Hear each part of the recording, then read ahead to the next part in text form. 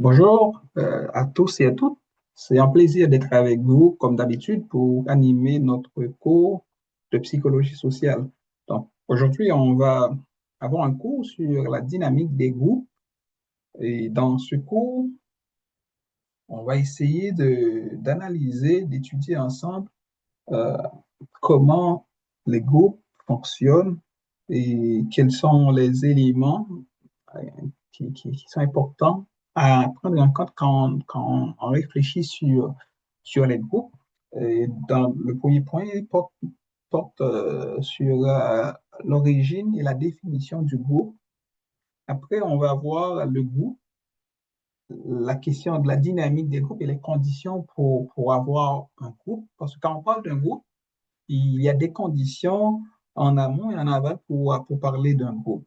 Donc, on va aussi regarder ensemble la dynamique des groupes, les définitions classiques, mais aussi comment certains auteurs essayent de définir la dynamique des groupes, mais comment nous aussi on essaye de définir la dynamique des groupes. Donc, on va voir aussi les caractéristiques de ce qu'on appelle un groupe restreint, mais aussi on va regarder en cinquième point la survie. Dans le cinquième point, on va regarder la survie, l'institution et le fonctionnement du groupe. Et comme dernier point, on va regarder le leadership à travers les groupes. Bon, d'abord, il faut dire que le mot groupe vient de mot italien gruppo.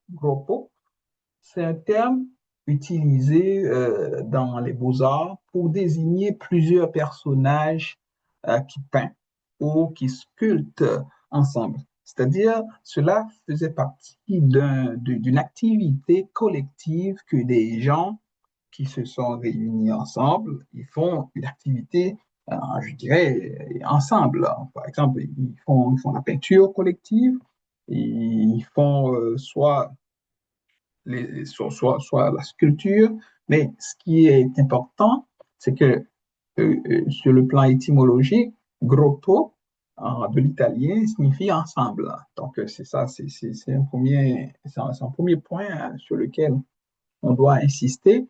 Et aussi, il y a aussi dans le français, le thème a été introduit par des artistes, donc, et cela servait à désigner une réunion de personnes qu'à partir du milieu du 18e siècle.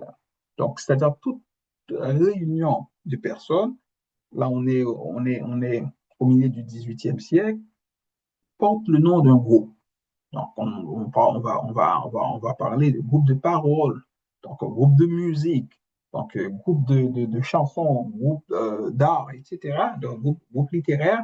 Donc, c'est-à-dire c'est toute réunion de personnes. Donc, à partir du 18e siècle. Mais ça va, je dirais, évoluer. Maintenant, dans la psychologie sociale, donc, il y a des conditions sine qua non, des conditions de base pour parler d'un groupe. Par exemple, pour un yeux, par exemple, il dit qu'il faut avoir trois personnes, au moins trois personnes, pour parler d'un groupe, ainsi que des phénomènes qu'on peut, je dirais, étudier dans les groupes tels que la coalition, le rejet, la majorité ou l'effet de la minorité. Donc, c'est-à-dire pour cet auteur-là, donc on ne peut pas parler d'un groupe s'il y a moins que trois personnes. C'est-à-dire pour parler de groupe, il faut qu'il y ait au moins trois personnes. Donc, c'est-à-dire deux personnes, c'est un couple. Et l'effet de couple n'est pas euh, le même que l'effet qu'on peut observer dans un groupe. Ça, c'est très, très important à noter, à signaler.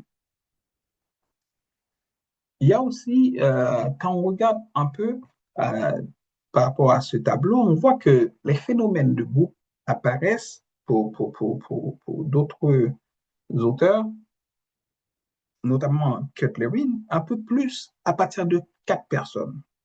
Donc, C'est-à-dire, à partir de quatre personnes, on a je dirais, des phénomènes beaucoup plus complexes qu'on peut observer dans les groupes.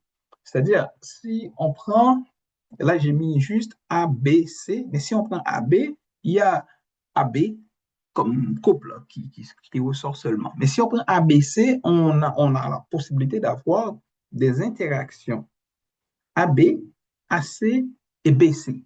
Tandis que avec A, B, C, D, c'est-à-dire quatre éléments dans un groupe, on a la possibilité d'avoir AB, on a la possibilité d'avoir AC, on a la possibilité d'avoir AD, BC, BD et CD.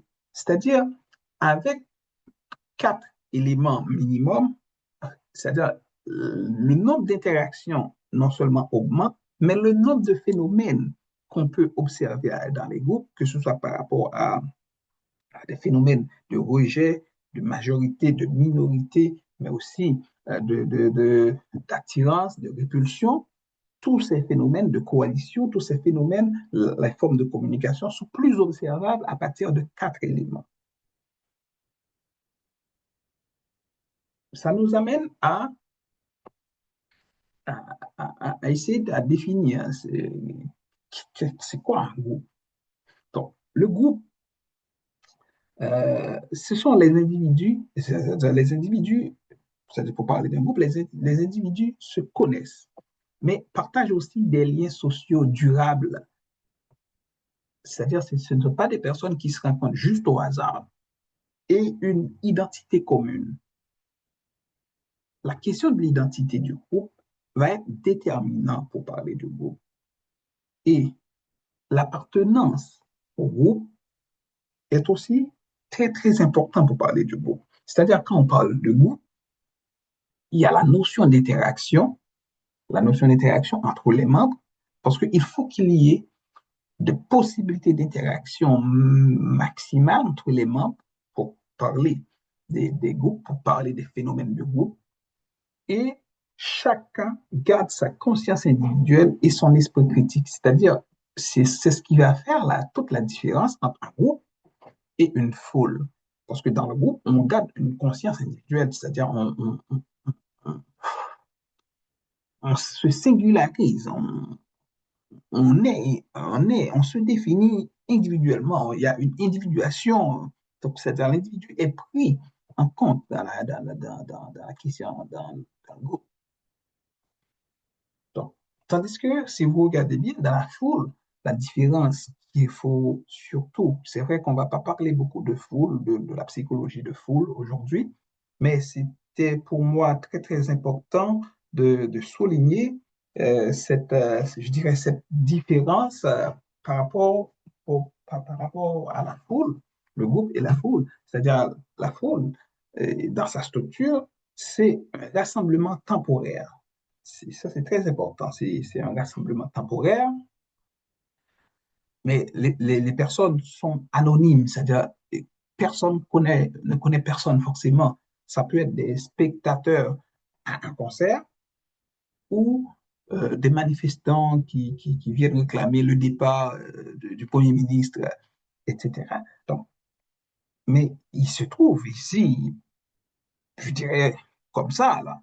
Donc, ils ne se connaissent pas forcément. Donc, pourtant, il va y avoir des phénomènes qui méritent d'être étudiés, que Gustave Le Bon est d'ailleurs la référence par excellence dans l'étude des foules.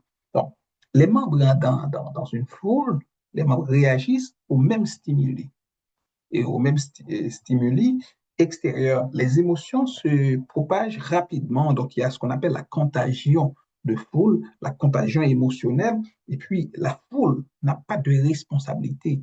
Donc, c'est-à-dire que dans la foule, on a comme impression qu'il y a une baisse de la rationalité individuelle, c'est-à-dire les individus, donc la personne, c'est comme si la personne perd un peu de de son individualité et le groupe, c'est-à-dire ce qu'on appelle la conscience collective, prime prend le dessus dans le cas de groupe. Donc, il y a trois grands principes dont Gustave Le Bon parle quand il parle de groupe.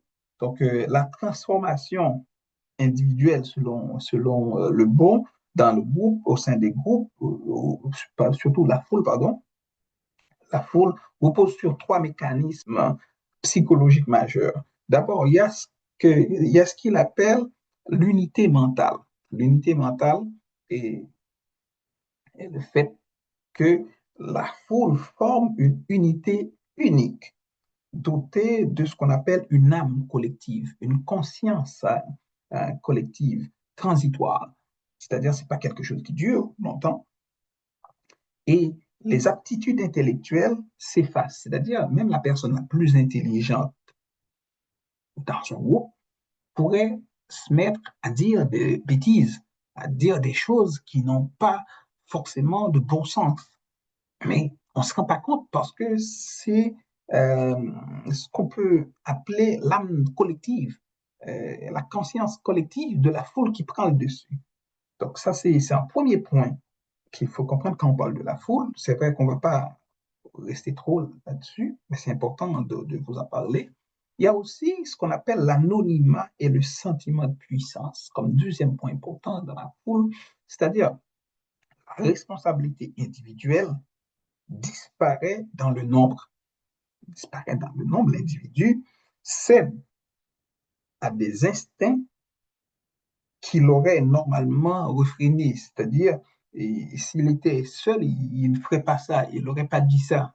Mais là, il commence à dire des choses parce que c'est euh, la conscience collective ou l'âme collective qui prend le dessus sur la foule. Donc, c'est-à-dire il y a ce qu'on appelle l'anonymat et le sentiment de puissance, c'est-à-dire quand on est dans la foule, on se sent, comme on dit chez nous, 10 000 hommes, on se sent fort. Et on peut, si on est fort, on peut faire des choses qu'on n'aurait pas pu faire quand on était seul, évidemment. Donc, et puis, il y a la contagion mentale. La contagion mentale et la question de la suggestibilité, c'est le fait que, donc, c'est le fait que, euh, c'est le fait que, c'est le fait que, on dirait que les idées et les émotions euh, se propage comme un virus, se propage très vite. Il peut y avoir quelqu'un dans le groupe qui commence soit à chanter une chanson, commence à chanter, et puis c'est de là que tout le monde commence à chanter cette chanson. Même si se pourrait bien que cette chanson soit, on va le dire comme ça, une chanson pas très catholique, là. C'est-à-dire, c'est une chanson avec des injures, c'est une chanson avec des bavures, mais écoute, la foule commence à chanter, tout le monde se met à chanter. Donc, juste pour vous expliquer que euh, il y a, il y a lieu de dire que euh, la foule ne pense pas. C'est-à-dire, quand on est dans la foule, on perd cette faculté de raisonnement qu'on a normalement. Si on était seul, on serait plus capable de prendre un peu de recul par rapport à certaines choses, mais quand on est dans la foule, on n'est pas capable de ça. Donc, ça, je voulais faire ce point pour vous avant de continuer. Donc, ça nous amène aussi à faire une autre différence entre la masse. La masse, contrairement à la foule, ne nécessite pas de proximité physique. C'est-à-dire, on peut chacun chez soi. Donc, et puis, il y a une chanson de Wendy qui est sur le net. Et puis, on prend tous, on est tous pris dans le courant. Donc, dans l'opinion publique, on commence à commenter, à dire comment on aime. Et puis, on va dire, dans une fraction de secondes, de minutes, en tout cas, la fraction d'heure, on passe à 2 3 4 millions de vues pour la vidéo. Tout le monde commence je sais pas, à faire d'autres, en fait, à relayer à partir d'autres vidéos qu'ils vont faire ou ils vont faire de cover, etc., ou ils vont commenter par rapport à, en fait, sur TikTok, sur Facebook, sur Instagram, sur d'autres plateformes. Pour dire quoi? C'est que ça peut être aussi le fait qu'il y a un habit ou un téléphone qui est sorti ou quelque chose. C'est-à-dire, ça peut être aussi en fait, le fait qu'on consomme un produit de masse, ou on consomme une idée ou un slogan. Donc, c'est-à-dire la masse fait, se distingue de la foule. Parce que pour parler de foule, il faut qu'il y ait une proximité physique, c'est-à-dire les gens doivent se réunir en grand nombre, sauf que ils sont pas là pour, je dirais, ils n'ont pas un objectif euh, à long terme comme le groupe, mais ils sont là quand même, ils sont là physiquement, tandis que la masse, c'est-à-dire c'est une unité qui est dispersée, mais pourtant qui ont des points d'unicité, des points communs. Donc, la masse est généralement caractérisée par la passivité aussi, ou des comportements uniformes, donc, et standardisés. C'est-à-dire, tout le monde, on a l'impression, tout le monde, mettons, on parle de cet album-là, tout le monde parle de cette tune, de cette musique, de cette chanson, ou tout le monde parle euh, d'un slogan, par exemple. Donc, tout le monde commence à le répéter, c'est un effet de masse. Donc, en fait, le groupe, il y a, quand on parle, pour parler de groupe, pour mieux comprendre tout ce qu'on va dire aujourd'hui, c'est-à-dire, il y a ce qu'on appelle la nature du groupe qu'il faut comprendre. Donc, la nature du groupe participe même de l'identité de groupe, mais participe aussi de la constitution du groupe. C'est-à-dire, le groupe est un tout dynamique, en mouvement et en perpétuelle construction. Donc, il y a aussi un rapport dialectique d'intériorité entre les parties. C'est-à-dire, le groupe, ce n'est pas la somme des individus qu'il compose, ce n'est pas ça, mais c'est plutôt les interactions qui découlent de ces individus quand ils sont en assemblée. C'est ça la dynamique du groupe, c'est ça le groupe. Donc, le groupe naît d'un rassemblement et puis il risque d'y retomber. C'est-à-dire qu'il faut qu'il y ait je dirais, euh, une sorte de périodicité. Est-ce qu'on se rencontre quand chaque mois, 2 fois par mois, 1 fois par mois, 2 fois par année, etc. On définit euh, bien sûr le nombre de temps qu'on va se rencontrer, mais le groupe aussi, tout comme un individu. Le groupe a une existence, c'est-à-dire le groupe à une date de naissance, le groupe grandit, c'est-à-dire ça passe par l'état de jeunesse, d'enfance, d'adolescence, et ça prend de la maturité, et le groupe aussi peut mourir.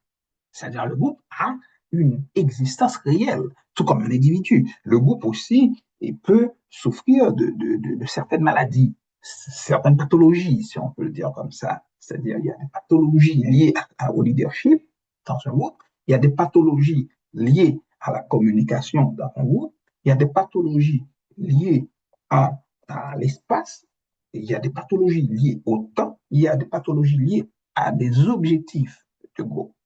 C'est-à-dire le groupe, comme un être humain, a une existence, ça peut souffrir, ça peut aussi se récupérer après une période de convalescence, ça peut aussi être en bonne santé, comme un être humain peut être en bonne santé. Donc, aujourd'hui, on comprend pour qu'un groupe fonctionne et pour qu'un groupe, je dirais, soit en bonne santé, ça prend de s'occuper du groupe. C'est-à-dire, ça prend de s'occuper du groupe, c'est-à-dire, il faut prendre soin du groupe. Aujourd'hui, on peut faire appel à des coachs. On peut faire appel à des coachs pour venir en aide, pour aider le groupe à aller mieux, par exemple. Parce que s'il y a un problème de leadership, s'il y a un problème de répartition des tâches, s'il y a un problème, peu importe le problème qu'on peut, je dirais, avoir dans un groupe, Aujourd'hui, il y a des spécialistes, des personnes qui étudient la dynamique des groupes, des personnes qui peuvent aider à résoudre ces problèmes. On les appelle des coachs aussi. Bon, pour étudier, je dirais, le coefficient émotionnel des gens, pour étudier les réponses des gens par rapport à des types de leadership. Parce qu'on n'est pas tous capables de subir toute forme de leadership, par exemple. Donc, les leaders aussi doivent s'adapter aujourd'hui par rapport à la nature du groupe. Donc, c'est pour ça que quand on étudie la psychologie, en général, mais encore plus la psychologie sociale, on est armé à, à aider à ces choses-là, par exemple, à aider à comprendre la nature du groupe, comment on peut aider un groupe à devenir meilleur, comment on peut aider un leader aussi à devenir meilleur, etc. Donc, donc il y a les conditions d'émergence, par exemple. Euh, il faut, pour parler d'un groupe, c'est-à-dire les conditions d'émergence, c'est-à-dire il faut qu'il y ait un intérêt partagé suffisamment fort pour devenir collectif. C'est-à-dire, on a un groupe. Pourquoi on est un groupe? Pourquoi on fait un groupe? On fait un groupe parce qu'on a un objectif dans le temps fixé. Donc, il y a aussi la communication directe et bilatérale. Donc, entre les membres, il faut qu'il y ait des feedbacks. Et les groupes antagoniques dans une société globale, c'est-à-dire, il y a des groupes, par exemple, dans le groupe aussi. C'est-à-dire, on peut avoir un groupe et il y a d'autres groupes qui, par, je dirais, en fait, par la théorie, par l'approche sociographe, des individus qui se rapprochent des uns des autres et puis d'autres, des individus qui se dispersent parce que tout simplement, ils n'ont pas des intérêts ou ils n'ont pas des compréhensions partagées des choses. Bon, ça fait en sorte que la question de groupe, ça prend naissance à partir des objectifs et des gens qui veulent travailler ensemble. Donc maintenant, la question de praxis. Donc, en termes de praxis collective, donc, il y a tension entre danger commun et objectif commun. Parce que aussi, c'est parfois, c'est-à-dire, ce qui nous pousse à former un groupe, c'est parce il y a un problème qu'on veut, et quelque part, la plupart du temps, c'est ça qu'on veut essayer de résoudre ensemble. Donc, il y a aussi, ça prend des actions communes et pour libérer de l'inertie collective, de l'inertie. Euh, aussi, les membres qui participent du groupe, il faut qu'ils se renouvellent. En fait, il y a des objectifs qu'on a fixés dans le temps. On peut changer ces objectifs pour avoir d'autres objectifs pour que le groupe puisse continuer à vivre.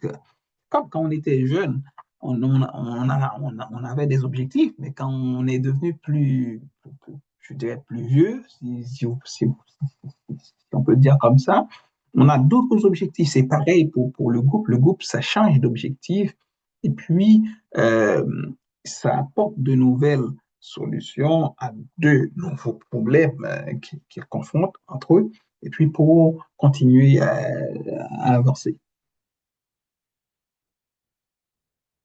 Donc, Jean-Paul Sartre nous dit, le père de l'existentialisme, nous dit que la naissance du groupe s'inscrit, surtout l'existentialisme athée, nous dit que la naissance du groupe s'inscrit dans un mouvement de tension entre un danger commun et un objectif commun. Et la naissance s'opère au cours d'une action commune, c'est-à-dire on prend la décision de former ce groupe, d'une praxis qui réunit les membres en fait, un nouveau mode qui les rattache à l'inertie collective et les met en état d'inventer des solutions nouvelles et de transformer la réalité. C'est-à-dire l'objectif du groupe, dans le sens de ça, c'est surtout porter les gens à transformer la réalité. au lieu de subir cette réalité, comment peut-on faire pour changer cette réalité? Donc, quand on est en groupe parce qu'on a des objectifs en commun. Et si on regarde bien ces objectifs, par exemple, c'est parce que on fait face à un problème et comment on peut participer à transformer ce problème, c'est-à-dire en opportunité pour le groupe. Donc, la dynamique des groupes.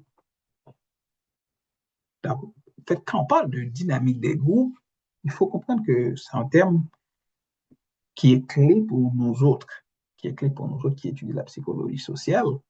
Ce terme désigne l'ensemble des phénomènes psychologiques et sociologiques qu'on observe au sein des groupes. C'est-à-dire, quand les gens se réunissent entre eux, tout ce qu'on peut observer, que ce soit à partir de la manière dont ça parle entre eux autres, la communication, le leadership, la cohésion, les conflits, les normes, les rôles, comment tout ce qui est observable quand les gens se réunissent entre eux en assemblée, c'est-à-dire dans le contexte de groupe, c'est ce qu'on appelle une dynamique de groupe. Ça, c'est ma définition à moi. C'est-à-dire la dynamique de groupe, c'est tout ce qu'on peut observer, tous les phénomènes observables en situation de groupe. Voilà une autre définition. Donc, c'est-à-dire, la dynamique permet de comprendre comment un groupe se forme, fonctionne, grandit, évolue et se transforme. Et pourquoi pas? Pourquoi le groupe, un jour ou l'autre, peut mourir aussi? Parce que le groupe, ça a une durée de vie. Il y a les groupes qui durent plus longtemps que d'autres, mais comme tout élément vivant, parce que le groupe, c'est un élément vivant sur le plan euh, sociologique, c'est-à-dire le groupe peut mourir aussi.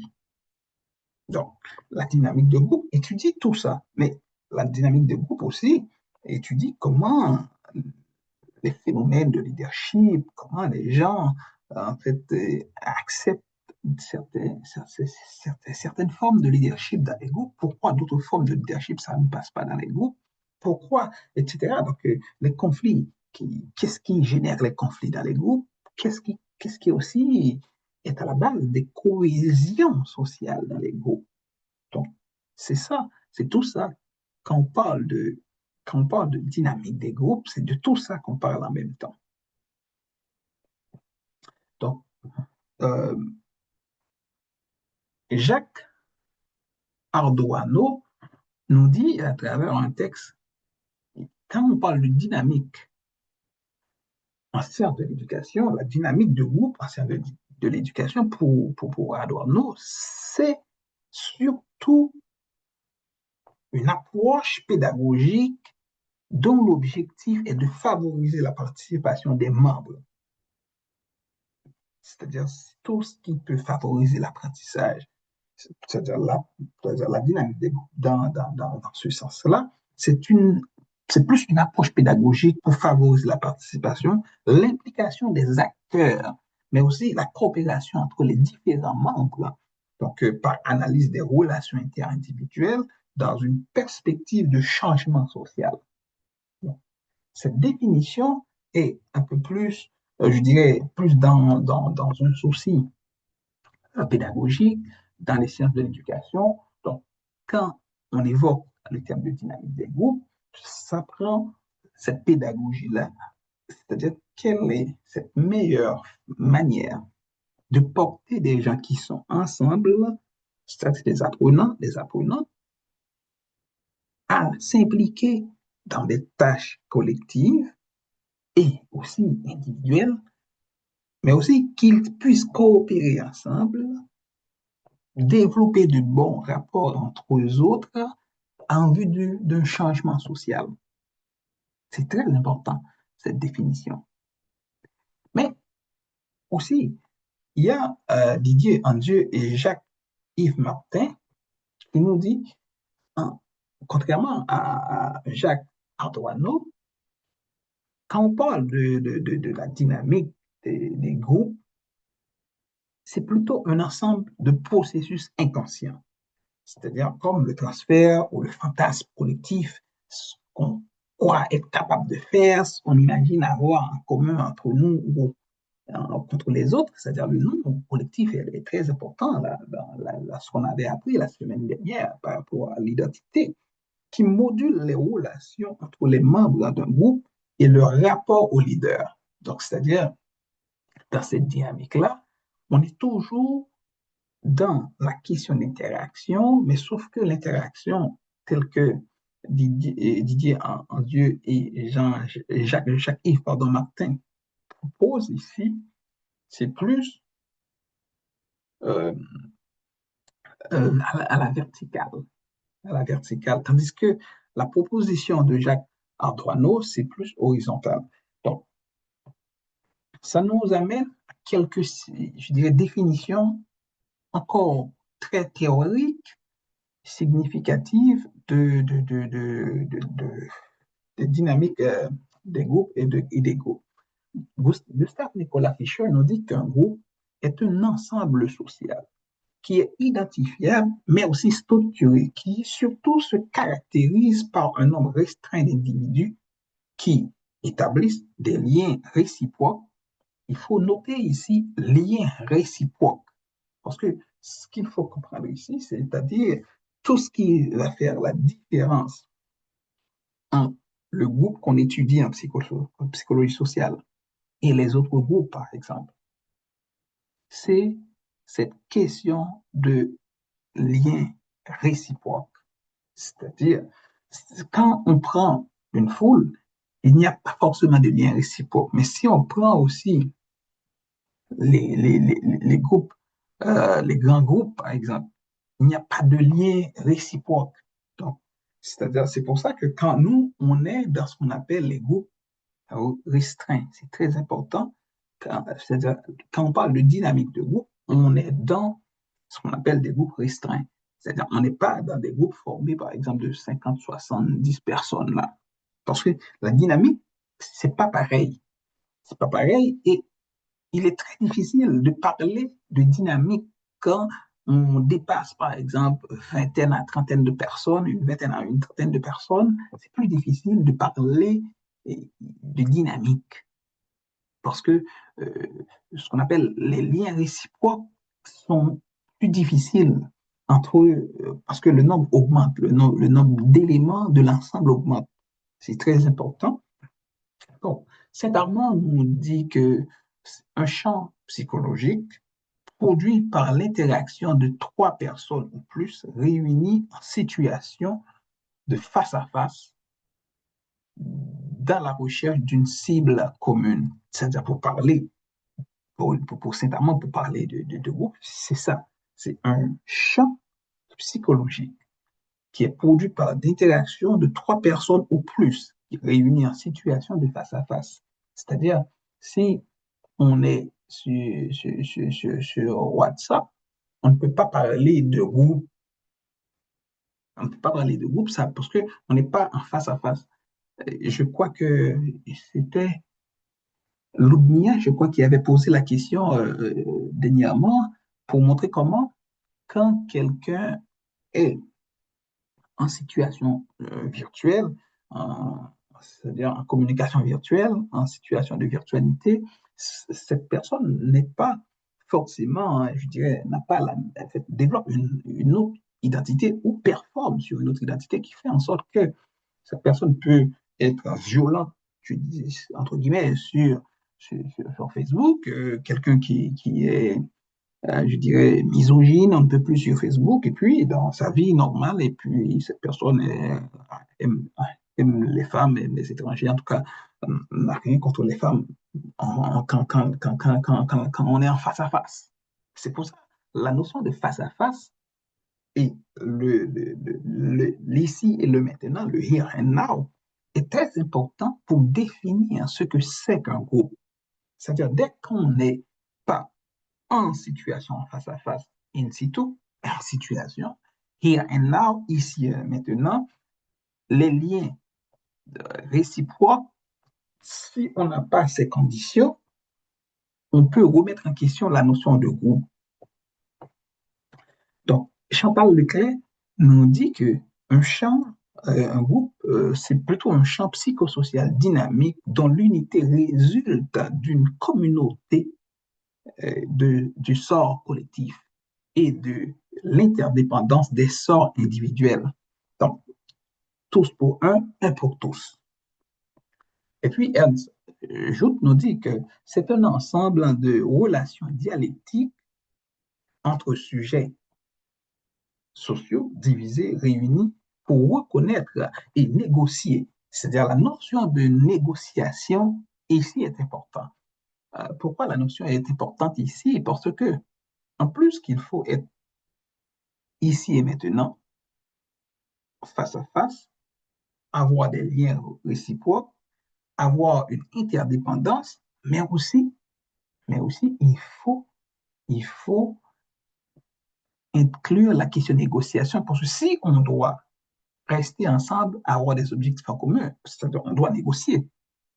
On doit négocier pour trouver, comme on dit, le juste milieu, pour trouver des points d'attente, pour trouver en fait des formes de négociation qui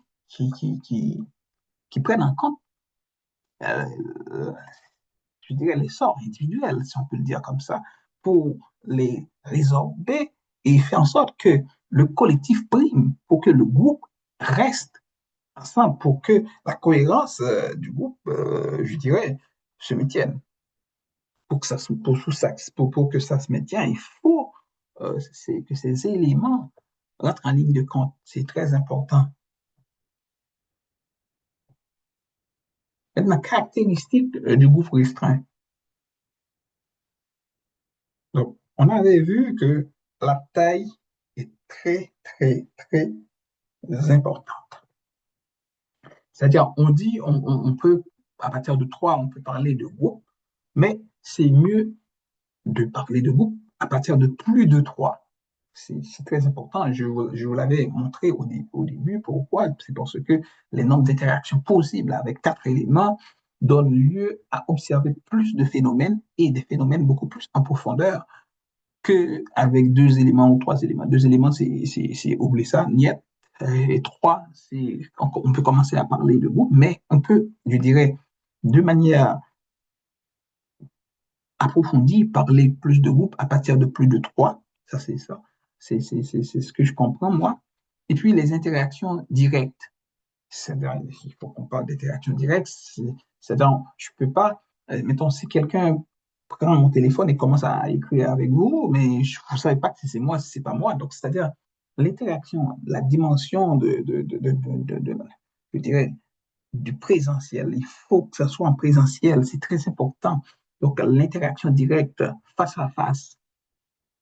Donc, chaque membre peut intervenir avec tous les autres membres. C'est pour ça que quand on commence à avoir, on va dire, 30, 40, 50, 70, 100 personnes, donc ça devient plus difficile pour que chaque membre puisse intervenir avec d'autres membres dans le groupe. Donc, ça rend un petit peu, je dirais, difficile l'interaction entre les différents membres.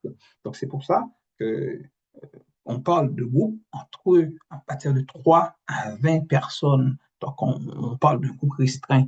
Donc, mais un grand groupe, ça prend d'autres études et ça fait, je dirais, la psychologie sociale ne s'intéresse pas aux gros groupes, les grands groupes, c'est-à-dire les groupes qui se composent de gens de 40, 50, 60 personnes, donc de plus de 20 personnes. Ça commence à être un peu plus compliqué, parce que vous savez mieux que moi, c'est-à-dire la psychologie sociale, se donne comme objectif d'étudier les interactions ou l'interaction. Bref, ben, quand on étudie les interactions sociales, ça prend de pouvoir étudier le nombre possible d'interactions entre les différents membres du groupe, c'est ça.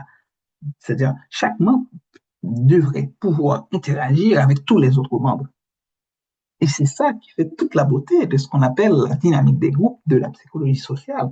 Donc, si on ne peut pas interagir avec tous les membres du groupe, ça pose un problème, je dirais,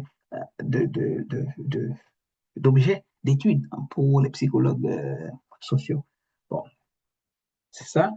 Deuxième point, on avait vu l'objectif, les objectifs et les normes. Donc, il faut qu'on poursuit ce qu'on appelle la poursuite de buts valorisés en commun. C'est-à-dire, il faut que tous les membres se retrouvent je dirais, dans le but, ou du moins dans les objectifs que le groupe a, a choisi et le groupe a choisi de poursuivre.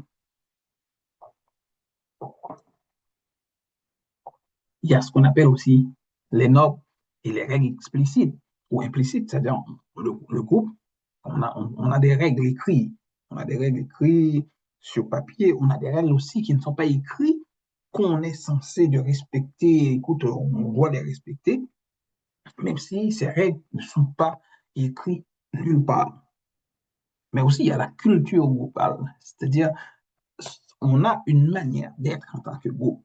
On peut se rencontrer dans la rue, on a une manière de se saluer, on a une manière de partager, une manière de communiquer, d'accord, cette manière est propre aux membres du groupe. Donc, c'est des éléments très importants dans le groupe. Mais aussi, on a ce qu'on appelle l'identité de groupe. Le sentiment d'appartenance est important, est très important, très important quand on étudie les groupes. Donc, le sentiment d'appartenance, donc les relations affectives pour pouvant devenir intenses, forte interdépendance et sentiment de solidarité, sentiment d'appartenance et identité collective du groupe. C'est-à-dire, quand on parle au nom de ce groupe, on parle au nom d'un nous collectif qui se distingue du nom familial, du nom pays, du nom étudiant de la faculté de biologie, etc. Ça, c'est un autre nom.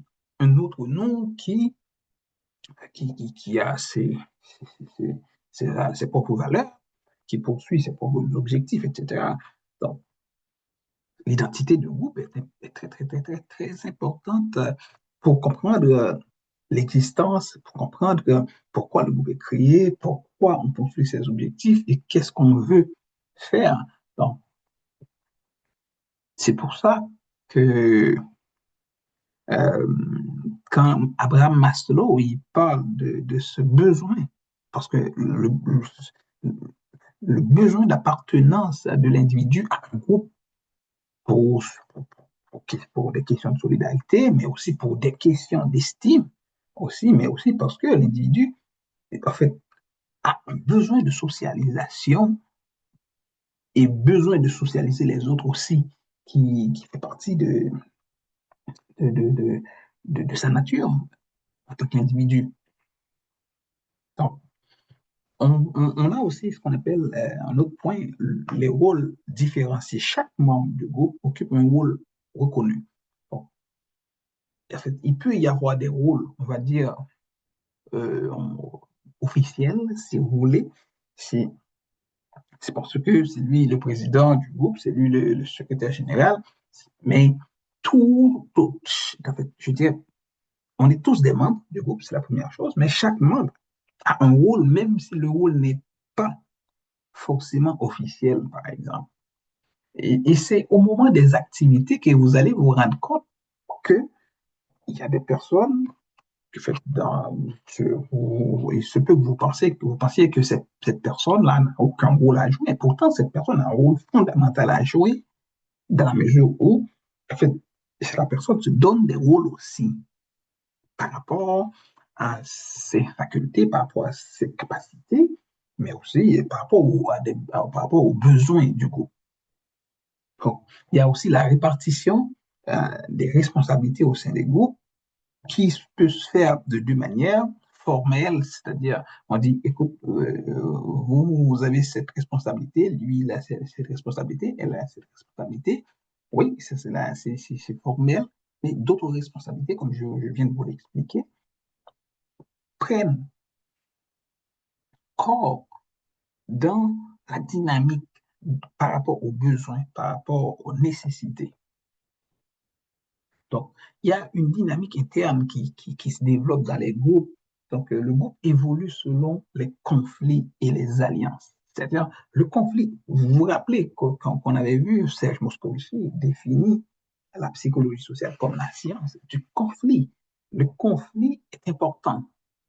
Le conflit est important, c'est-à-dire, c'est pas parce qu'on parle de conflit, on parle forcément de quelque chose de négatif, on parle des intérêts qui ne sont pas forcément les mêmes et de pouvoir trouver des points d'attente, des points de négociation, des alliances, et puis pour répondre à des enjeux euh, ponctuels parfois, ou des enjeux qui sont plus que ponctuels, donc des enjeux qui sont plus permanents, ou en tout cas qui sont euh, plus importants. Bref, donc selon la vision de l'éclair, il y a l'affiliation, la question de l'affiliation est souvent dictée par le hasard, la contrainte et l'habitude ou l'habitude. Donc, il y a trois désirs importants, l'affiliation, donc on a besoin d'être affilié, de l'approbation. Donc, oui, est-ce que vous êtes d'accord? On n'est pas d'accord? On a besoin, ça, aussi, il y a un besoin de reconnaissance sociale qui porte les individus à, à faire partie des groupes. C'est très important et au nom de ces trois désirs, ces trois besoins, si vous voulez, le besoin d'affiliation, d'approbation, mais aussi le besoin de reconnaissance. Et c'est autant de choses qui participent ou qui sont, je dirais, nécessaires pour des gens qui veulent euh, faire partie des groupes ou qui veulent être membres d'un groupe. Bon, Kat Lewin nous parle souvent de groupe et de leadership en parlant d'un groupe. Bon, Kat Lewin, je dirais, c'est le père de la dynamique des groupes par excellence. En tout cas, je dirais, c'est l'un des pères ou c'est l'une des personnes qui a beaucoup contribué à l'étude des groupes. Donc, Kurt Lewin nous dit qu'un groupe est un tout dont les propriétés ne se réduisent pas à la somme des membres. C'est-à-dire qu'on voit un groupe, il faut avoir l'image de l'hologramme dans notre tête. C'est-à-dire, c'est vraiment c'est un complexus, c'est un ensemble qui est lié ensemble, mais c'est pas l'addition des membres qui donne le groupe, mais c'est plutôt, je dirais, l'interaction de tous ces membres ensemble. Donc, pour Catherine, la dynamique des groupes repose sur des forces d'attraction, d'une part, ou des répulsions. Donc, c'est-à-dire, quand on parle d'un groupe, même si on a des objectifs en commun, on aime ça, on a des objectifs en commun, mais il arrive que vous allez trouver des, des personnes qui préfèrent être avec John que au lieu d'être avec Joseph, qui préfère d'être avec Caroline. Mais tu sais, la personne qui voudrait être avec Caroline, euh, mais ça ne veut pas dire que Caroline pourrait aimer être avec cette personne dans un groupe, par exemple. C'est ça. Et c'est tout cela qui fait que la dynamique des groupes est un élément important parce que c'est au nom, c'est ce que Kate Lewin nomme dans sa théorie des champs. C'est-à-dire, il y a des attractions, il y a des répulsions dans les groupes. C'est-à-dire, même si on ne le dit pas, la plupart du temps, si vous observez bien dans les groupes, j'aimerais ça que vous fassiez pour moi cet exercice pour le prochain cours. En fait, vous le faites cette semaine, si c'est possible. Vous allez voir, même dans une salle de classe, il y a des étudiants qui s'assient pratiquement tout le temps à côté d'autres étudiants avec qui ils partagent des affinités. Et il y a des étudiants à côté en fait, ils aimeraient jamais s'asseoir à côté de ces étudiants. Pourtant, ils ne sont pas ennemis. C'est peut-être deux étudiants gentils, là. C'est pas ça le problème. C'est juste une question d'attraction. La personne va faire un long chemin pour aller s'asseoir à côté de Berlin, au fond de la salle. Mais il y a des places devant. Mais c'est pas ça.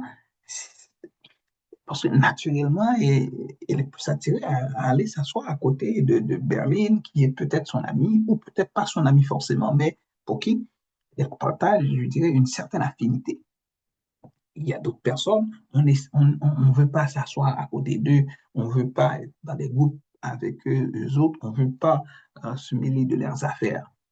Donc, mais c'est pour ça que des groupes, moi, j'ai souvent dit, moi, je participe pas dans le choix des individus dans les groupes pour les étudiants parce que je comprends bien comment la question d'affinité est un élément important pour la réussite des travaux en groupe. Donc, si vous voulez réussir un travail en groupe, il faut faire avec des amis, et pas des amis, des personnes plutôt, avec qui on a des affinités.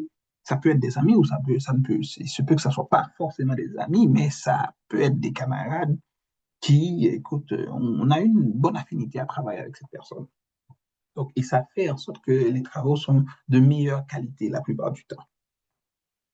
Donc, le groupe est pour Kurt Lewin, le groupe est un mouvement constant, c'est constamment en mouvement et influencé par des tensions internes et par l'environnement. Donc, c'est-à-dire les tensions internes, c'est-à-dire les enjeux de pouvoir, les enjeux de domination qui arrivent, les enjeux de position aussi, des gens qui veulent devenir président du groupe, maestro, qui veulent devenir secrétaire, etc. Donc, qui n'aiment pas je dirais, Joanne, parce que Joanne parle trop dans le groupe. Donc, c'est-à-dire, il y a toutes ces tensions, mais qui sont aussi de bonnes choses, c'est-à-dire qui participent de la dynamique des groupes. Il se peut que si c'est pas bien géré, ça peut devenir ce qu'on appelle une pathologie pour le groupe et ça peut affecter la réussite, je dirais, le progrès ou la survie du groupe. Mais en gros, ce ne sont pas de mauvaises choses en soi, ce sont des éléments, je dirais, euh, c'est des, c'est des éléments qui participent de la nature du groupe. Donc, pour Wilfred Bion, il nous dit qu'en psychanalyse des groupes, il y a deux types de fonctionnement. Il y a le groupe de travail, c'est-à-dire tel que là, dans le cadre de mon cours, il y a des groupes de travail orientés vers une tâche précise, c'est-à-dire on est 4, 5 à faire le travail de professeur Larose. Donc, on travaille sur l'identité des personnes protestantes, etc. Bref, là, on a, après le travail, il se peut qu'on soit plus dans le groupe ensemble, peut-être pas. Ou je change de groupe pour un autre travail, pour le travail de notre professeur ou d'une autre professeure. Bref. Et il y a des groupes qui sont basés, qui, en fait, je veux dire, des groupes de base qui régis par des émotions primaires comme l'attaque, la fuite ou la dépendance, ou qui ont des objectifs, je dirais, beaucoup plus pérennes, beaucoup plus permanent. Donc, contrairement à un groupe de travail qui, je dirais, qui est formé, qui, toute la dynamique, toutes les choses qu'on vient d'expliquer participent de cela, sauf que c'est, je dirais, sur une plus courte durée ou plus ou moins. Quand je dis plus ou moins, il se peut qu'il y ait des groupes qui ont été formés en première année, quand on est entré à la faculté, et on est en quatrième année où on est encore ensemble dans les groupes. Donc, il y a aussi ça. On peut aussi rattraper des membres un petit peu au cours de l'année ou au cours des années. Bref, pour vous dire que c'est c'est pas forcément, je dirais, il y a plusieurs cas de figure possibles dans, dans ce jeu-là. Donc, pour Chantal Leclerc, on avait dit que elle avait posé le problème de nombre limité de personnes et l'interaction face à face et les liens interpersonnels qu'on avait notés comme des éléments qui sont importants dans les groupes. Mais elle remet aussi, Chantal Leclerc remet en question l'idée selon laquelle la poursuite d'objectifs communs constitue un élément essentiel de définition du groupe. Elle n'est pas d'accord avec ça. Selon elle, c'est une vision idéaliste, harmonieuse et, con- con- con- con- et harmonieuse et coercitive, même par rapport à la définition du groupe. Donc, ça nous amène à étudier, à regarder ensemble la communication et le leadership dans le groupe. Donc, d'abord, quand on parle de la notion de leader, c'est une notion très prisée en psychologie sociale. D'ailleurs, si on dit que la psychologie sociale, c'est la science qui étudie les influences, et quand on parle de leadership, le leadership en soi, c'est une manière, c'est la manière par excellence pour influencer les autres. On est d'accord. Et c'est-à-dire, on se donne le droit d'influencer parce qu'on est des leaders. Donc, la notion de leadership renvoie aussi à un individu le plus influent, ou à la personne qui serait la personne très populaire, ou euh, la personne la plus active, la personne qui est désignée comme meneur du groupe, la personne, je dirais, en fait, autour de laquelle je dirais, toute l'attention est portée. Bon, le leader, en quelque sorte, dans la perspective de Serge Moscovici, c'est la personne qui influence le groupe sans toutefois utiliser de moyens externes apparents autres que la communication. C'est-à-dire, c'est une personne qui arrive à partir de sa façon de communiquer, arrive à mener le groupe. C'est-à-dire, parce que pour Serge Moscovici, un bon leader, c'est quelqu'un qui a une bonne communication politique. Et c'est cette communication qui fait en sorte que la personne est non seulement capable de communiquer ses désirs, ses intentions, mais aussi être à l'écoute des autres. Un bon leader, c'est quelqu'un qui est à l'écoute des autres. Donc, pour les comprendre et puis pour les aider à sortir d'un point A pour aller vers un point B, c'est-à-dire vers une destination. Donc, mais aussi, ça exerce aussi le leader une influence sur le comportement des membres du groupe dans le sens d'une relation volontaire de certains objectifs en commun. C'est-à-dire tout ce qu'on va faire dans le groupe, on le fait au nom de cet objectif en commun qu'on a en commun. Donc, et c'est au nom de cet objectif qu'on va dire, qu'on va essayer de définir les différents, on va dire, selon, on va rester juste dans Kaplan pour aujourd'hui, la définition de leadership de Kaplan, il voit qu'il y a d'abord ce qu'on appelle les leaders autoritaires ou autocratiques. Donc, c'est le leader qui centralise la prise de décision et qui exerce aussi un contrôle direct sur son équipe. Mais ce style de leadership a des points négatifs, mais en même temps aussi ça a quelques points positifs. Parce que le style de leadership, je dirais autocratique, ça, je dirais, s'impose, c'est très nécessaire, parfois même nécessaire, dans des décisions rapides. Donc, c'est-à-dire, quand on a des décisions rapides à prendre, ce forme de leadership, surtout quelqu'un qui possède une expertise. Donc, c'est quand même important, je dirais, ça porte ses fruits, cette forme de leadership. Donc, un point clé, c'est-à-dire c'est efficace pour mener à bien des projets dans des délais serrés. Et quand on a des délais très serrés, c'est très important, ces formes de leadership, à les prendre en compte et ça porte ses fruits, ses résultats. Donc, autre point important de cette forme de leadership, c'est la créativité qui est limitée, mais parce que la plupart du temps, c'est parfois une personne ou deux personnes, en tout cas, qui, je dirais, qui sortent tout ce que vous voyez de leur tête, de leur réflexion. Donc, les collaborateurs peuvent percevoir le leadership comme trop directif, c'est-à-dire comme trop directif, comme trop directif, comme trop dictat. Donc, ça peut créer, je dirais, des frictions dans le groupe.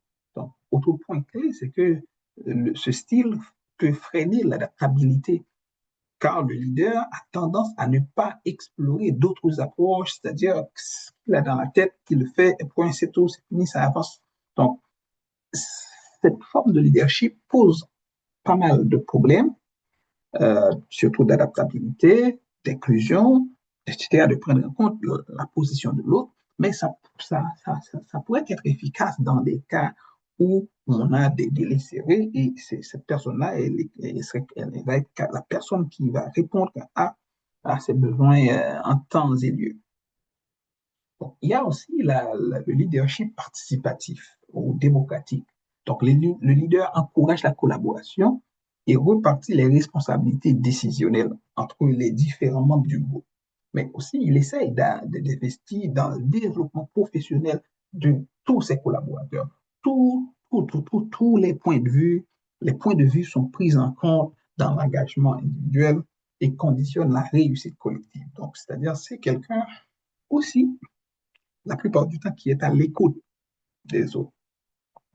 Et puis, un point clé, selon les recherches de Kurt Lewin, il s'agit d'un style de leadership le plus efficace pour la qualité des résultats et la motivation. C'est parce que tout le monde participe dans la décision. Mais le leadership démocratique, ça ne veut pas dire que laisser faire, parce qu'on va voir que c'est une autre forme de leadership. C'est-à-dire, s'il y a quelqu'un qui mène, qui prend en compte le point de vue des autres, et puis qui essaye de donner le ton en même temps. Mais un autre point très important, chaque membre dispose d'une vue d'ensemble du travail, parce qu'on participe tous dans le travail, même s'il y a quelqu'un qui exerce le leadership, parce qu'il faut qu'il y ait quelqu'un, à moins qu'on soit dans une anarchie, mais c'est à quelqu'un qui a la responsabilité d'envoyer le travail, de parfaire le travail, de mettre, je dirais, sa signature, le dernier mot, bref. Mais c'est le fruit du résultat de tous les membres du groupe. Même si c'est lui le leader, mais le leader ne veut pas dire que c'est cette personne qui fait tout le travail. Donc, l'autre point clé important, la productivité peut être inférieure à celle de l'équipe dirigée de manière autoritaire, mais la collaboration exige l'adhésion de tous. Le dernier forme de leadership, c'est le leadership laisser-faire. Donc, le leader accorde une liberté totale à l'équipe dans la prise de décision et il reste parfois en retrait. Donc, il peut avoir le dernier mot, mais écoute, il vous laisse le champ libre de trouver le point d'entente entre vous. Donc, c'est un style de leadership qui convient aux équipes composées d'experts autonomes. C'est-à-dire quand vous avez, mettons, vous travaillez avec 5, 6, 7 chercheurs, docteurs qui ont tous de gros égaux, parfois des professeurs d'université. Donc, ce forme de leadership est parfois sollicité pour ne pas genre, froisser du monde. Donc, il y a une méthode de travail à faire. Donc, moi, je l'ai quand même utilisé, ce style de leadership, quand j'ai dirigé des livres collectifs, parce que vous avez affaire à des experts autonomes et puis toutes des chercheurs, vous n'avez pas grand-chose à leur dire là. Donc, sinon, à suivre le protocole de publication, donc c'est ça, vous donnez le temps, mais en même temps, là, il faut leur laisser le champ libre, sinon ça ne marche pas. Donc, c'est là, je vous donne l'exemple dans le cadre de direction de langage collectif avec des chercheurs experts, c'est des formes de leadership que vous allez voir. Et puis, point clé, les collaborateurs autonomes s'épanouissent grâce à la liberté accordée. Parce que, écoute, ils ont la liberté d'écrire ce qu'ils veulent. Ils, ils mènent leurs recherches comme ils le veulent. Donc, c'est pas à vous de leur dire quoi faire. C'est des enseignants, c'est des professeurs d'université. Donc, mais l'autre point clé, selon Lewin, les équipes en mode laisser-faire sont les moins productives dans certaines tâches. Dans certains contextes, c'est pas très recommandé parce que si ce ne sont pas des personnes qui ont, je dirais, euh, une discipline rigide et qui savent qu'ils peuvent vraiment faire des choses toutes seules là, donc on risque d'avoir d'avoir moins de productivité. Donc, et puis, autre point important, donc le rôle et la responsabilité manquent de clarté. Donc, parfois, chacun a tendance à faire ce qu'il veut. Donc, Si tout le monde commence à faire ce qu'ils veulent là, donc euh, ça ne marche pas. Donc, ce qui peut engendrer des conflits internes, donc, et puis on n'avance pas avec le projet. C'est-à-dire, même si on est dans ce type de leadership, notamment dans les travaux intellectuels et avec des grands experts, des grands professeurs, donc il faut quand même donner le temps un peu je sais pas, des coréels pour les aviser sur les dates limites, etc. Donc, sur sur les protocoles par rapport à la publication, je pense qu'il y a quand même des règles à respecter. Donc, bref, c'est quand même important de penser à ça. Donc, il y a en fait, dans le leadership délégatif, en fait, on peut trouver, par exemple, le leader qui accorde une liberté totale à l'équipe dans la prise de décision. Donc,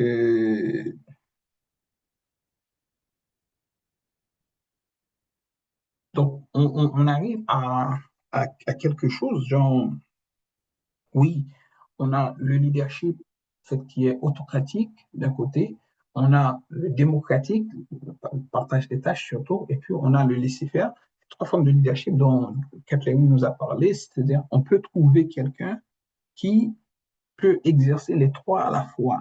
Les trois à la fois, pas dans le même contexte, mais dans des contextes très différents. Donc, quand on dirige un étudiant, par exemple, comme moi, je peux prendre l'exemple, quand je dirige un étudiant, je suis dans un modèle de leadership que je vous dis, écoute, voilà quoi faire. Donc, vous avez aussi fait l'attitude de me dire, écoute, moi, j'aurais préféré faire ça, mais il faut que tu es en train de me dire, ça fait vraiment du sens que je vais l'accepter, correct? Et puis là, on est quand même dans le partage aussi de connaissances, etc. Donc, pour vous dire que on peut, dans une circonstance, dans telle circonstance, dans un contexte donné, utiliser telle forme de leadership et dans d'autres contextes, on utilise une autre forme de leadership. Donc, pour vous dire que ça peut se faire comme ça aussi. Donc, pour, en fait, vous voyez, comme on l'avait vu avec Chantal Leclerc, en fait, les groupes se maintiennent tant et aussi longtemps que les individus ressentent une interdépendance. C'est-à-dire la notion d'interdépendance, c'est cette notion qui prime dans la lecture de Chantal, mais en considérant les autres comme des instruments pour favoriser la réalisation de leurs désirs matériels, politiques ou affectifs. Donc, les partenaires n'ont pas les mêmes choses à offrir et à obtenir dans les groupes. Donc, on vient chacun avec ses idées, avec son apport, mais aussi on vient chacun à, pour quelque chose de différent aussi. Donc, ça, c'est très important.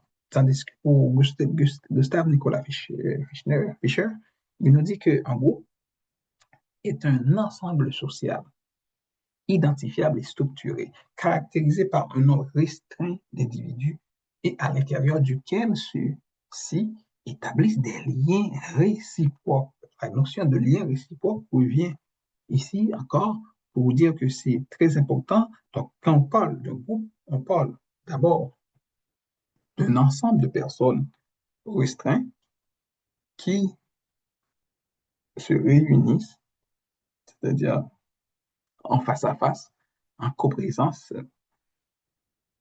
le here and now, ici et maintenant, et puis qui ont des objectifs en commun. Donc, ce qu'il faut retenir dans le cours d'aujourd'hui. Dans le cours d'aujourd'hui, il faut retenir qu'un groupe est, est plus que la somme de ses membres. Donc, il engendre des propriétés émergentes. Ça forme, dans le langage de Lewin, un champ où il y a attraction d'un côté et il y a répulsion entre les membres. Le groupe est dynamique. Le groupe est dynamique, il naît d'une praxis, il naît d'un besoin et se maintient par l'action et risque de retomber dans l'inertie. C'est-à-dire, c'est parce qu'on ne veut pas tomber dans l'inertie qu'on continue à maintenir le groupe, on continue à créer, on continue à créer on continue à créer euh, des, des, euh, des, des interactions. Donc, le groupe aussi,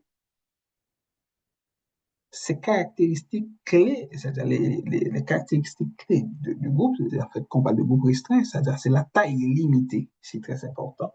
Interaction directe, ils ont des buts en commun. Il y a des normes qui sont dictées, connues de tous, et des normes qu'on ne connaît pas. Il y a le rôle différencié. Chaque membre du groupe a un rôle, que ce soit le rôle, le rôle peut être soit officiel, mais le rôle peut être aussi officieux.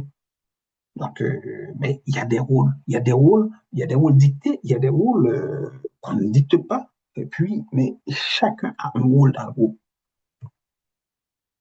Le sentiment d'appartenance, les membres développent un sentiment d'appartenance au groupe. Et tous les groupes doivent faire en sorte, et c'est le rôle du leader, pour faire en sorte que les membres, à travers la communication, qu'ils puissent sentir qu'ils appartiennent, les membres, qu'ils appartiennent au groupe. Et ce sentiment d'appartenance, c'est ce sentiment d'appartenance qui va, je dirais, apporter, je dirais, l'aspect de cohésion sociale qui va favoriser la cohésion sociale dans le groupe. Donc, la cohésion repose tant sur l'affiliation, sur l'approbation, sur la reconnaissance que sur les objectifs communs du groupe. Donc, et dernier point, la communication et le leadership dans un groupe sont ce qu'on appelle les moteurs de la vie en groupe, parce que cela structure l'influence, mais aussi l'action collective du groupe. Parce que si on est en groupe, c'est parce que on veut, on cherche, on a des objectifs en commun. Et n'oubliez pas, un groupe, tout comme un être humain, ça prend des sens. Un jour, ça grandit, ça évolue, ça peut avoir certaines pathologies. Et on avait noté quelques-unes peuvent affecter le groupe. Le groupe peut être malade. Le groupe aussi peut subir une forme de pathologie pour, en fait, une forme de thérapie, pardon, c'est-à-dire pour l'aider à résoudre les problèmes internes, du coup, à résoudre la pathologie. Donc, et puis, aujourd'hui, il y a des spécialistes qui sont capables d'aider les groupes à rester cohérents, à rester connectés et à se développer davantage. Donc, tout ceci pour vous dire que je pense qu'on a fait le tour de ce qu'on devrait voir aujourd'hui sur le groupe, la dynamique des groupes. On avait dit que c'est un ensemble, c'est l'ensemble des phénomènes observables qui découlent des interactions sociales dans les groupes. Donc, merci beaucoup. Donc, là, je peux vous prendre, si vous avez des questions, je suis prêt à vous écouter. Donc, étant donné que c'est un 18 mai, donc on va pas être, je voulais pas être très long aujourd'hui, donc ça va faire le tour de ce qu'on a à dire. Merci beaucoup. L'entraîneur qui décide de tout ça, mais une équipe, oui, on peut considérer dans bien des cas, une équipe comme, euh, comme un groupe et l'esprit de groupe, l'esprit d'équipe fait en sorte que les objectifs, qu'il y ait l'objectif en commun, donc, et puis toute la dynamique aussi. Euh, ouais, même si vous le savez mieux que moi, je pense que la plupart d'entre vous, vous connaissez le soccer. Donc, il peut y avoir aussi des pathologies de groupe qui se développent par rapport à quelque chose qui se passe sur le terrain ou par rapport à un joueur sur lequel on compte beaucoup et puis qui tombe malade, par exemple, ça peut arriver, ça arrive parfois. Ou on peut aussi, il peut y avoir, il peut exister aussi je dirais, de nouveaux joueurs monte en leadership aussi dans une équipe. C'est-à-dire, on ne voyait pas venir ce joueur, on n'en parlait pas beaucoup, et puis, pour toutes sortes de raisons, ce joueur prend confiance en lui-même, et puis, ça, écoute, il se passe de bonnes choses en ce sens aussi. Donc, moi, je pense que oui, oui, moi, j'aurais tendance à dire oui, ça fait partie, ça peut constituer un groupe, notamment en nombre, donc, mais aussi en effectif, mais aussi en termes d'esprit d'équipe. Merci beaucoup. Donc, je vous Oui, dis oui. oui, oui, monsieur, par rapport à votre intervention pour la question de Romélus, et alors je pense que, bon, à mon avis, quand bien même, on peut considérer une équipe comme un groupe, mais pas totalement, on ne peut pas considérer une équipe comme un groupe. Parce que et, dans une équipe, Mhm, on a, on a un objectif commun. mhm, L'objectif, par exemple, c'est de remporter la victoire. Mais au sein d'un groupe, et ça peut arriver, par exemple, si on prend le cas de notre, ou bien dire, des étudiants en psychologie, chaque personne en soi a ses propres objectifs. C'est-à-dire, mhm.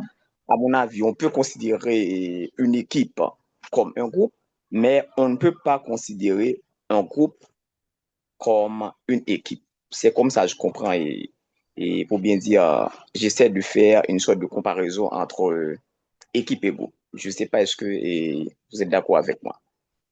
Alors, écoute, moi, je suis pas là pour, pour pas être d'accord avec toi, mais la première chose, c'est que je sais pas si tu avais bien entendu ma réponse. La réponse, en fait, là, tu me mets dans la situation de me répéter, mais j'aime pas ça. Écoute, moi, j'avais dit que j'avais posé la question par rapport à une équipe de football. Je dis une équipe de football, on peut considérer une équipe de football comme un groupe dans la mesure où euh, une équipe de football, par exemple, en termes d'effectifs, et on peut commencer par voir c'est en termes d'effectifs, c'est-à-dire on a une vingtaine. Donc, c'est vrai, c'est-à-dire au-delà de 20 c'est plus complexe, mais en même temps, si on regarde bien, pour ceux qui connaissent bien le soccer, il y a la plupart du temps moins de 20 joueurs qui jouent en plein. Là. Donc, c'est vraiment, il y a toujours une équipe de départ. Et puis, je pense qu'aujourd'hui, on a droit à 4 ou 5 changements, je ne me rappelle plus. Et puis, la plupart du temps, c'est ce qu'on va faire, c'est ce qu'on va tourner. Donc, dans d'autres cas de grands, je veux dire, de grands clubs, on peut avoir un effectif plus que ça jusqu'à une équipe B ou une équipe C, par exemple. Donc, là, je dirais, ici, dans ce cas, c'est un petit peu plus complexe, mais dans le cadre de l'équipe nationale, par exemple, on peut considérer comme un groupe et puis, ça remplit toutes les conditions pour que ça soit un groupe, parce que tout simplement, l'idée de la question d'identité qui vient qui participe là-dedans. Donc, mais en termes de comparaison, un groupe et une équipe, donc il y a des différences, c'est sûr. Donc, d'abord, on peut dire que chacun a a ses propres objectifs individuels dans le groupe, dans l'équipe. Et tous visent, en fait, on va dire, un objectif en fait, commun, partagé, qui peut être d'ordre, par exemple, comme tu l'as mentionné, de remporter la Coupe du Monde, d'accord, ou de remporter la victoire. Donc, en termes d'interdépendance dans le groupe, parce qu'une équipe, euh, techniquement, aurait pu être, je dirais, en termes d'effectifs, plus réduit. Sauf que, n'oublie pas, quand on parle de groupe, pendant tout le cours, on a insisté là-dessus, on parlait de groupe restreint. C'est pour ça que sa question en fait, ça fait du sens. Donc, plus en termes de responsabilité, ou de compétences, par exemple, en termes de responsabilité. Chacun répond à son propre travail dans le groupe. Donc, en fait, en termes pour l'équipe, ils gagnent ou ils perdent ensemble. Donc, tandis que dans le groupe, on n'a pas forcément, sauf si, parce que n'oublie pas, on avait donné l'exemple d'un groupe de travail. Il y a des groupes qui sont des groupes de travail, c'est-à-dire où les objectifs sont, je dirais, plus ponctuels, tandis que d'autres groupes qui sont plus des groupes, je dirais, à objectifs plus permanents, c'est-à-dire des groupes, je sais pas, de chant ou des groupes je sais pas, des associations ou des groupes communautaires, c'est pas les mêmes objectifs. C'est-à-dire, il faut pas croire que quand on parle de groupe, on parle vraiment d'un phénomène euh, homogène. C'est très, très hétérogène par rapport au objectif, par rapport au lieu, par rapport au temps. Bon, bref, je ne sais pas si ça peut t'aider à comprendre, mais un peu ce qu'on voulait dire. Donc, mais c'est ça. Donc, en fait, en groupe, on l'avait dit, c'est un ensemble d'individus donc, qui travaillent ensemble, mais aussi ces individus peuvent travailler de manière autonome aussi vers un objectif commun, ou ça peut être aussi des objectifs personnels. Tout dépend de la nature du groupe. C'est ça. C'est-à-dire, si on prend un groupe comme générique, une équipe, c'est un groupe. C'est un groupe. Donc, c'est ça. Donc, c'est pour ça que moi, je t'invite un petit peu à comprendre un peu notre démarche d'explication. Donc, est-ce qu'il y a d'autres questions avec vous, les amis? Avez-vous d'autres questions? Bon, s'il n'y a pas d'autres questions, je vous dis merci. Merci à vous deux et merci à tout le monde, tous ceux, toutes celles qui ont pris la peine d'être là aujourd'hui. Et puis, Germanie, ça va bien? Oui, bonsoir, professeur. Germanie, je tiens à te féliciter j'ai vu ton nom dans la liste des étudiants récompensés, je crois. Merci infiniment, professeur. Merci beaucoup. Félicitations. Et c'est la raison pour laquelle que je n'étais pas présent dès le début du cours. Ouais, j'avais compris ça. J'avais bien compris ça. En fait, il y a un souci, c'est à propos du colloque, c'est pas à propos du cours, bien que j'ai beaucoup aimé le cours, je crois que je vais l'écouter après. Et c'est à propos du colloque. Vous avez dit que vous alliez partager quelques informations avec nous. Je sais pas.